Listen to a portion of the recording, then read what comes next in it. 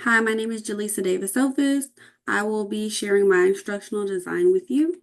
I will be instructing a sixth grade reading and language arts course for teachers. In order for me to make this instructional design successful, I will need a few key institutional documents. Those documents include the year at a glance, which provides an overview of all of the units for the academic school year. The unit lessons, which outline the TEKS and priority TEKS to be taught within each unit, and the assessment calendar, which includes the designated timeframes for administering the assessments outlined by the district. Within those units and within that assessment calendar, you can also give other assessments. However, the ones that are mandated by the district are the ones that are going to be outlined in that assessment calendar. This here is the district assessment calendar. It has all of the dates as well as the windows in which the test or assessments will be sent out to each of the campuses, the window in which they have to administer to the students, and then the days in which they need to be scored. Some of the assessments are hand scored, while there are other questions that are scored by a learning management system such as Schoology or Cambium or Performance Matters that automatically scores it whenever it's submitted. Something that is a really important column to take a look at is this test construction. It lets you know the type of questions that'll be on the assessment, as well as how many of them will be on the assessment, leading all the way to the STAR, which is the state mandated assessment. Each of the units have unit lessons. Within those unit lessons, you can look at the overview. The overview of each unit will give you priority TEKS, which are the main TEKS that will be on the state mandated assessment or the STAR. So all of the yellow highlighted TEKS are the main priority TEKS, and then you have other TEKS that help support to make the lessons more functional. My professional learning approach integrates blended learning, and it will be both competency-based, CBE, as well as outcome-based, OBE. The model focuses on the development of specific competencies, which will be applied through the use of technology to enhance the learning and the engagement for students. As teachers progress through the course, they'll work towards mastering these competencies.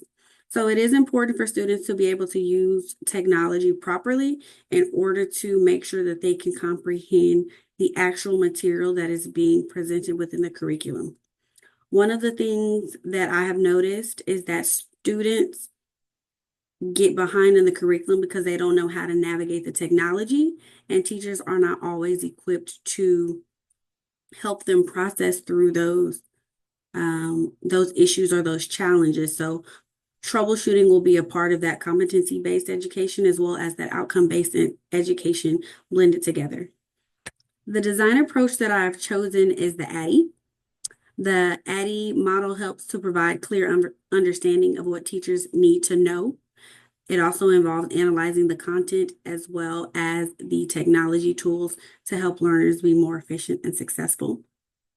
The design phase requires a focused approach to creating the learning experience that balances assessments, technology integration, and the application of curriculum. It's very important that we address the technology challenges and the technology and the reality of technology so that we can properly instruct students and allow them to show their mastery of the actual content. In the development phase, I will use materials, resources, and activities that will be used throughout the course. This includes developing lesson plans, teacher models, quizzes, and even anchor charts for students and teachers. Modeling is very essential whenever you are providing instruction and facilitation of the learning. So teachers should always have a anchor chart, a teacher model, so that students know where they're going. And as the lessons are being presented, teachers should be able to model each step for the students. The implementation phase involves executing the learning plan and interacting with teachers during the scheduled sessions. Because this will be a blended learning model, it's important that we allow face-to-face time for teachers to ask questions and get any necessary additional help. And then the evaluation phase allows me to assess the learner's mastery of technology integration and curriculum delivery, as well as evaluate the overall effectiveness of the course.